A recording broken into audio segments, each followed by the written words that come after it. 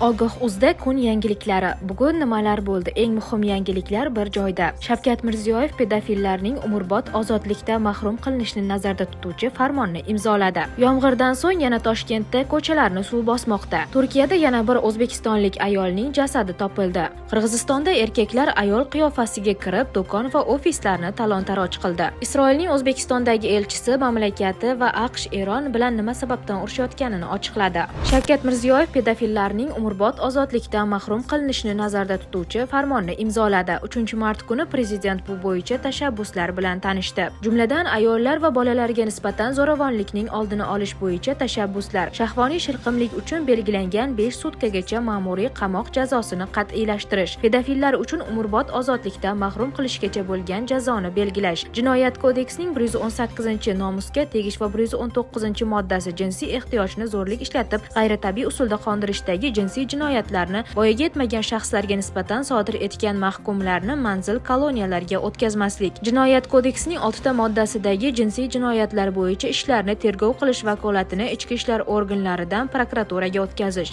shahvoniy shilqimlik bo'yicha ma'muriy huquqbuzarlikka oid materiallardagi jinoyat alomatlari mavjud emasligi bo'yicha prokuror qarorini olish shartligi, ayollar va bolalarga nisbatan zo'ravonlik jinoyatlari bilan maxsus tayyorgarlikdan o'tgan advokatlar, tergovchi va sudyalar shug'ullanishi, zo'ravonlikdan jabrlangan va himoya orderi berilgan xotin-qizlar himoyasini kuchaytirish maqsadida ularning telefon qurilmalariga maxsus so'z ilovalarini o'rnatish, bunda chaqiruv tugmasi bosilganda 5 kilometr radiusdagi ichki ishlar xodimlari 10 daqiqada manzilga yetib kelishi. Prezident bildirilgan tashabbuslarni ma'qullab, tegishli farmonga imzo chekdi. Yomg'irdan so'ng yana Toshkentda ko'chalarni suv bosmoqda. Toshkentdagi yog'ingarchilik oqibatida yomg'ir suvlari yo'llarda to'planib qolgan. Holat Toshkent shahrining Mirzo Ulug'bek tumanida bo'layotgani aytilmoqda. Aholi vakillari suvlarni oqizish uchun mo'ljallangan ariqlar tozalanmagani bois yomg'ir suvlari ko'chada to'planib oqib, yo'lovchilar va avtomobillarning harakatlanishida qiyinchilik tug'dirayotganidan nolimoqda. Turkiyada yana bir o'zbekistonlik ayolning jasadi topildi. O'zbekistondan Turkiyaga borgan Dilafruz Cho'liyeva ishsiz g'oyib bo'lgach, yaqinlari tomonidan qidiruvga berilgan. Turkiyaning Balikesir viloyatida bo'sh maydondan topilgan jasad 21-yanvardan buyon qidiruvda bo'lgan 46 yoshli O'zbekiston fuqarosi Dilafruz Cho'liyevaniki ekani aniqlangan. Qirg'izistonda erkaklar ayol qiyofasiga kirib, do'kon va ofislarni talon-taroj qildi. Qirg'izistonlik erkaklar ayol qiyofasiga kirib, do'kon va ofislarni talon-taroj qilgan. Ular kimligini yashirish maqsadida parik va silikon ayol niqoblaridan foydalangan.